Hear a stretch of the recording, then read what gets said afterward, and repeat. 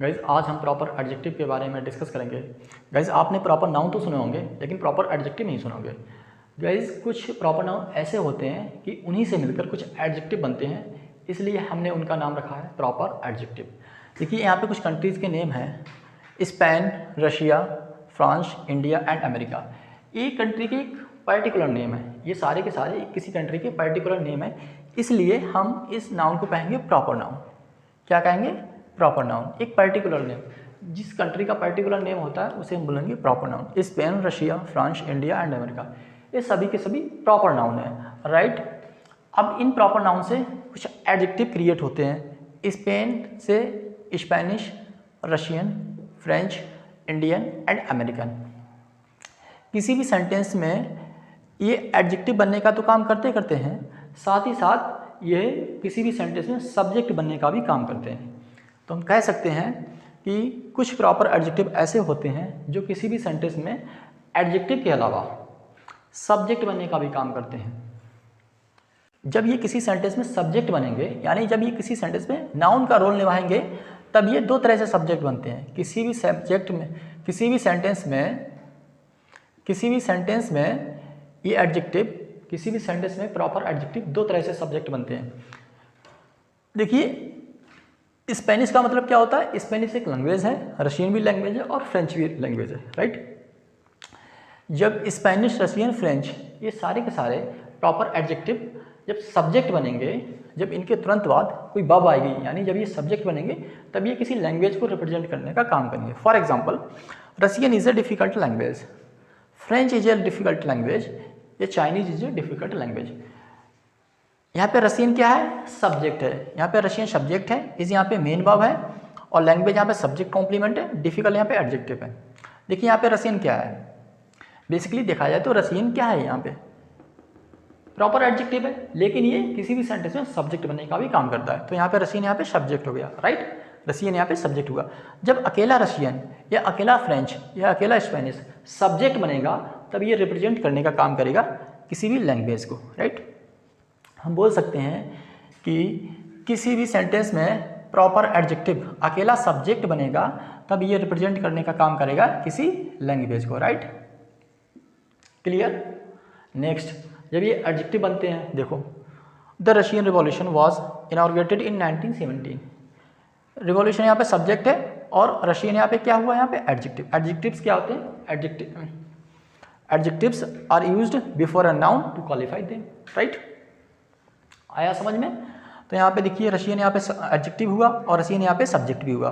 Condition यही है, जब ओनली रशियन, जब अकेला रशियन वर्ड सब्जेक्ट बनेगा तो ये रिप्रेजेंट करेगा हमेशा लैंग्वेज के लिए। वैसे भी देखा जाए तो स्पेनिश क्या एक लैंग्वेज है, रशियन भी लैंग्वेज है, फ्रेंच भी लैंग्वेज है, चाइनीज भी क्या है? Language, Chinese language, right. दूसरा तरीका, अभी हम आपको बता चुके हैं कि ये प्रॉपर एडजेक्टिव दो तरह से सब्जेक्ट बनते हैं। पहला, जब ये किसी लैंग्वेज को रिप्रेजेंट करते हैं। यहाँ पे देखिए रशियन, देखिए हम यहाँ पे एक वर्ड लिखते हैं चाइनीज, दूसरा हमने लिखा द चाइनीज। इन दोनों में डिफरेंस क्या है? देखिए जब किसी भी सेंटेंस में ये चाइनीज जो होता है वो सब्जेक्ट बनेगा, तब ये रिप्रेजेंट करेगा लैंग्वेज को। किसे? लैंग्वेज को, राइट। दूसरा पॉइंट, जब ये चाइनीज किसी नाउन के बाद आएगा, जब ये चाइनीज किसी नाउन से पहले आएगा तब तो ये एडजेक्टिव होगा, ये तो क्लियर ही है, राइट। से यहाँ पे रशियन रिवॉल्यूशन, तो ये नाउन से पहले आया, यहाँ पे एडजेक्टिव हुआ, ठीक है। रशियन यहाँ पे अकेला सब्जेक्ट है और इसे लैंग्वेज को ये रिप्रेजेंट कर रहा है, तो यहाँ पे ये हुआ सब्जेक्ट, राइट। यहाँ पे देखिए चाइनीज और द चाइनीज, इसमें डिफरेंस क्या है? देखिए किसी भी सेंटेंस में अकेला चाइनीज सब्जेक्ट बनेगा तो ये हमेशा ये रिप्रेजेंट करेगा लैंग्वेज को। किसे? लैंग्वेज को, राइट। जब ये चाइनीज किसी नाउन के साथ जुड़ा होगा तब ये एडजेक्टिव होगा। अब आते हैं द चाइनीज पे। देखिए द चाइनीज का मतलब होता है the people of China. The Chinese का मतलब होता है the people of China, right. Spanish का मतलब होता है लैंग्वेज, द स्पेनिश का मतलब होता है the people of Spain, right. French एक लैंग्वेज है, अगर हम बोले आपसे द फ्रेंच, इसका मतलब होता है the people of French, right. यदि किसी सेंटेंस में अकेला चाइनीज सब्जेक्ट बनेगा तब ये रिप्रेजेंट करेगा लैंग्वेज को, लेकिन अगर हम इस चाइनीज से पहले आर्टिकल द लगा दें तब इसका मतलब होता है the people of China, right. For example यहाँ पे देखिए, इसमें एरर है दोनों सेंटेंसेस में। पहला सेंटेंस है the Chinese is a difficult language, the Chinese is a difficult language. हम आपको बता चुके हैं कि प्रॉपर एडजेक्टिव के अलावा सब्जेक्ट भी बनते हैं, और सब्जेक्ट बनते हैं दो तरीके से। पहला तरीका कि ये किसी लैंग्वेज को रिप्रेजेंट करेंगे, तो सिर्फ अकेला, जैसे रशियन है तो सिर्फ रशियन ही यूज़ होगा, राइट। इससे पहले आर्टिकल द का इस्तेमाल नहीं होगा। दूसरा तरीका, जब ये किसी कंट्री के लोगों को रिप्रेजेंट करेगा, तब इससे पहले हम डेफिनेट आर्टिकल द का इस्तेमाल करेंगे। देखिए अभी हम आपको बता चुके हैं चाइनीज़ का मतलब होता है लैंग्वेज, और द चाइनीज़ का मतलब होता है द पीपल ऑफ चाइना। यहाँ पे देखिए the Chinese is a difficult language, ठीक है। यहाँ पे देखो साहब, ये द चाइनीज़ इस्तेमाल हुआ, किसके लिए इस्तेमाल हुआ? लैंग्वेज के लिए। लेकिन द चाइनीज़ का तो मतलब होता है the people of China, the people of China. तो इसका तो सेंस ये निकल रहा है the people of China is a difficult language. नहीं, हमें यहाँ पे लिखना होता Chinese is a difficult language. यहाँ पे जो एरर है वो डेफिनेट आर्टिकल द में है, यहाँ पे द ड्रॉप होगा। Chinese is a difficult language, यहाँ पे सही होगा, ठीक है, राइट। अगर हम यहाँ पे बोलेंगे the Chinese is a difficult language, तो द चाइनीज़ का मतलब होता है द पीपल ऑफ चाइना, और सिंगल चाइनीज़ का मतलब होता है लैंग्वेज, ठीक है। अगर सब्जेक्ट कॉम्प्लीमेंट में लैंग्वेज है, तब हमें सब्जेक्ट को सिंपल सब्जेक्ट, तब हम सब्जेक्ट में कोई भी आर्टिकल का इस्तेमाल नहीं करेंगे। Chinese is a difficult language बिल्कुल करेक्ट है। Next, the Chinese are hard working, ये सेंटेंस बिल्कुल ही करेक्ट है। देखिए द चाइनीज़ का मतलब होता है the people of China, right. देखिए किसी भी प्रॉपर एडजेक्टिव में द आर्टिकल लग जाए तो इसका मतलब होता है the people of that country, right, the people of that country, right. Same French है, तो फ्रेंच अभी रिप्रेजेंट कर रहा है किसी, देखो फ्रेंच यहाँ पे एडजेक्टिव भी हो सकता है, लेकिन अभी ये रिप्रेजेंट कर रहा है किसी लैंग्वेज को। अगर सब्जेक्ट कॉम्प्लीमेंट में लैंग्वेज आ गई, तब ये लैंग्वेज को रिप्रेजेंट करेगा, राइट। और इससे पहले, इन प्रॉपर एडजेक्टिव से पहले हम द का इस्तेमाल कर देंगे, तब इसका मतलब होता है the people of that country, right. The Chinese are hard working, इसका मतलब होता है the people of China are hard working, right. अगर यहाँ से हम द हटा देना तो ये सेंटेंस गलत हो जाएगा। Chinese are hard working not, इस चाइनीज़ का मतलब ये चाइनीज़ तो रिप्रेजेंट करेगा लैंग्वेज के लिए, राइट। जबकि हमें यहाँ पे लिखना पड़ेगा the Chinese are hard working, यानी चाइना के लोग जो होते हैं वो परिश्रमी होते हैं, कठिन परिश्रम करते हैं, राइट।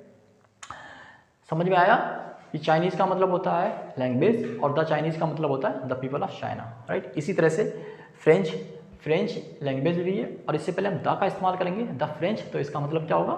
किसी भी सेंटेंस में द फ्रेंच सब्जेक्ट बनेगा, तो इसका मतलब होगा the people of French, the people of France, right.